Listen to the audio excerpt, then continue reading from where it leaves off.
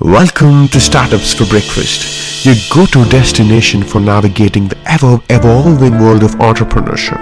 Our YouTube channel is dedicated to empowering the next generation of innovators and startups by providing invaluable insights from industry experts.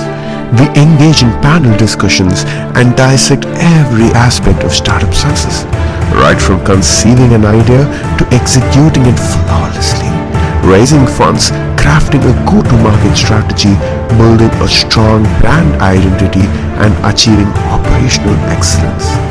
Join us as we guide you through the journey of turning your startup dreams into reality, one step at a time. Sharad, good to have you in my platform, Startups for Breakfast, for the benefit of your viewers. Why don't you tell something about yourself, your expertise, your experience, which can benefit them to listen to you? Thank you, Ravi. First of all, thank you for having me here again. Your pleasure is all mine. It's a great place to be in and talk about not only my startup journey, but overall what encapsulates the startup journey for many. About myself, Ravi, you know me, but for the viewers, I've spent almost 30 years with the corporates industry across FMCG, consumer durables, manufacturing, ITES, advertising, public relations, digital and social engagement industry, an alumnus of IIM Lucknow. After almost 3 decades, my last stint with Escorts Kubota as a CCO and also the Chief Innovation Officer for the Innovation Lab, where I incubated many startups with seed funds which belong to infratech, agri-tech, rail tech. That's where you wrote the book? Oh, you know about it, right? Thank you. So I wrote Back from the Brink, published by HarperCollins, India. This book was primarily about the turnaround story of Escorts in India. It's a legacy company, a good 75-year-old company, and how there have been visual changes in the journey of that company, a legacy company getting into some kind of a doldrums in between because of a lot of issues. And then coming back with a bang, and today a 35,000 plus market cap company, crore company. That's the book all about. It's a turnaround story for them. By the way, it was also kind of a startup when it started, right? Absolutely. So it's a great entrepreneurial journey for a lot of people and Nanda family. Good. Now, after spending these many years and meeting a lot of startups whom we incubated at the Innovation Lab, be it agri-tech, infratech, rail tech, information technology, IoT-based, Industry 4.0, healthcare. And now I'm also the consultant to IIT Indore, Drishti CPS, where they incubate more than 60 startups in India. I do work with IIT Bombay and now in talks with IIT Hyderabad. In totality, they have a large ecosystem of startups incubated. And they're great guys, great young energy coming in, and they are really promising ones to contribute to not only Indian economy, but how India would come to the radar of innovation. We talk about India becoming the second most innovative country in a couple of years. At the global stage. At the global stage. Mm-hmm. So after meeting a lot of startups, Ravi, what I really realized, and being a marketer myself, I had a lot of CXO roles in my previous companies in brand strategy, marketing strategy, go-to-market, brand building, and creating a lot of brand building for a lot of brands in India. I personally felt there is a void of brand strategy in the startup space. That brings us to a very interesting question. Sharad, let's take a pause here. Sure.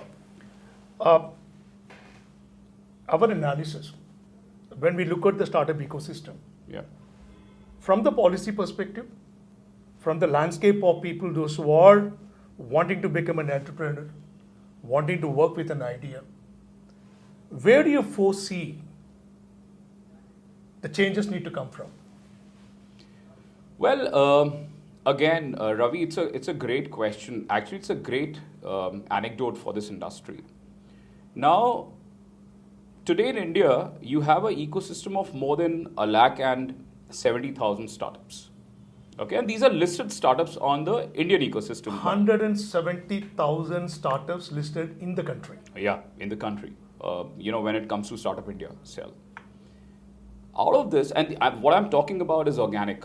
I'm not even talking about the inorganic layer of startups, which is already there in India for years. Absolutely, right? absolutely. Because in India, you have an entrepreneurial mindset of millions, right? But they are inorganic chain of startups.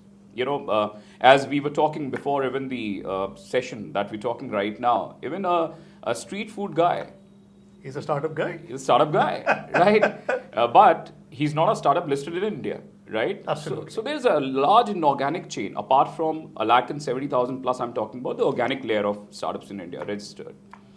Out of which, Ravi, only 350 plus are funded startups. I mean, well funded. Yeah. They reach the stage of unicorn. No. So, unicorns are around 130 plus unicorns in India right now. In India today, okay. Which we are talking about reaching to a count of 150 plus in next 3 to 4 years more. That is 3 to 4 years more. Yeah. Okay. So when I say 350 funded is they have either raised seed or they have got an anchor funding partner, or some of them have raised the series A, B or C. Otherwise, the rest of them are still bootstrapped. Interesting. Right? Interesting. So when someone is in a startup ecosystem, bootstrapping and starting up, what do you think could be the challenges for them? Well, a bootstrapped startup has got a lot of challenges. One, when we say bootstrap means you are using your own capital. Correct. In building a startup. It's like building something out of the garage. 100%. It's like you have a piggy bank, right? Right. And you breaking that piggy, right, to take out your own corpus and utilizing that for something which you're not too sure of right at the start. What the returns are going to be. Yeah, it's an idea. Correct. It's a dream. Correct. It could just be a passionate venture, Correct. right? Which some of them are very clear and focused with their journey ahead, that where they intend to reach. But there are a lot of people who are still experimenting. And by the way, a lot of these experimenters are either they have worked in the industry and come out of the industry after years and they want to start their own passion dream for something. There are some who have just turned out of the college and they have started a startup, right? And there are some who have really got a well-settled experience, right? And they know that this is a venture, they will be successful. Fantastic. They have a network. That brings to the most interesting question for my viewers. Why not now? Why not now? Why not now? 100%. Is that the answer? Because your experience, your confidence that you can do something differently for the industry? Yeah.